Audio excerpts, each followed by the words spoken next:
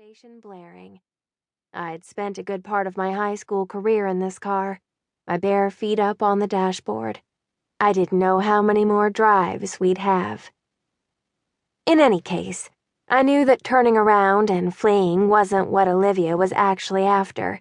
Freaking out was just part of her process. We went through this every time she had a big performance. It was my job as second in command to help her get out of her own way. "You've got this," I promised now, knowing that all I needed to do was get her through the door of the studio and she'd take care of the rest. "Come on, it's me. I wouldn't let you go in there and look stupid." Olivia nodded, leaning her head back against the driver's seat. "I know," she said, the rain still hammering on the hood of the car. "I just really want it, you know? A big national gig like this? I've wanted it my whole life." I did know, actually. I knew it by the way her feet were always covered in gnarly blisters from dancing, and the half-dozen original Broadway cast recordings littering the floor of her car at this very moment. Olivia was going someplace. I'd known that about her since we were little. By now, the only question was where. "Well then," I said, unbuckling my seatbelt and opening the door before she had any more time to protest. "Let's go get it for you." The two of us dashed through the downpour and up a short flight of concrete stairs. My ponytail was sodden by the time we made it through the heavy glass doors at the front of the building, raindrops dripping from my eyelashes and the end of my nose. The studios weren't much nicer inside than out, I thought, breathing hard, taking a moment to get my bearings.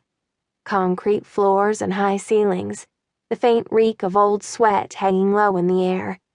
A giant framed poster of Tulsa McCready filled one wall, while directly in front of us was a large lobby lined with black leather couches and armchairs, occupied by more than a dozen other girls, all of whom had looked up at the commotion we'd made coming inside. I'd been right about Olivia. Nervous as she was, she strode right up to the front desk and introduced herself to the woman standing behind it. All confidence, just like I'd known she'd be once we made it in here. "Hi," she said as another muffled roll of thunder rumbled outside. "I'm here for the audition." I ran around the corner to the bathroom, while Olivia filled out an attendance sheet. When I got back, she was having her Polaroid taken, her hair somehow immaculately smooth in spite of the humidity. My ponytail was a lank, ratty mess. "Have a seat," the assistant told us. She was tall and black and elegant-looking, dressed in a starched white button-down. A watch with a brown leather strap hugged her narrow wrist. "I'll call your name when it's your turn." The waiting room was full of girls around our age, mostly white, mostly beautiful, mostly wearing expensive-looking dance clothes. I felt myself shrink a little, glancing down at my fraying jean shorts and dollar store flip-flops. I'd seen Olivia in any number of plays and concerts and recitals, flanked by willowy girls in full stage makeup, but it was different to be surrounded by them. It was like accidentally wandering into the middle of a pad of flamingos. "I know," Olivia said quietly, reading my mind as we walked over. "They're horrible. And you see the same ones at every audition down here.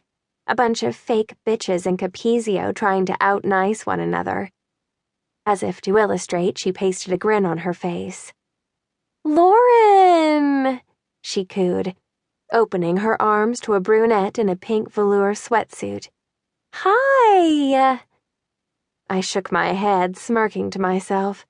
No matter how many times I saw Olivia turn it on like that, pitching her voice a couple of octaves higher, smile going wide like she had Vaseline on her teeth, it never failed to surprise and sort of impress me.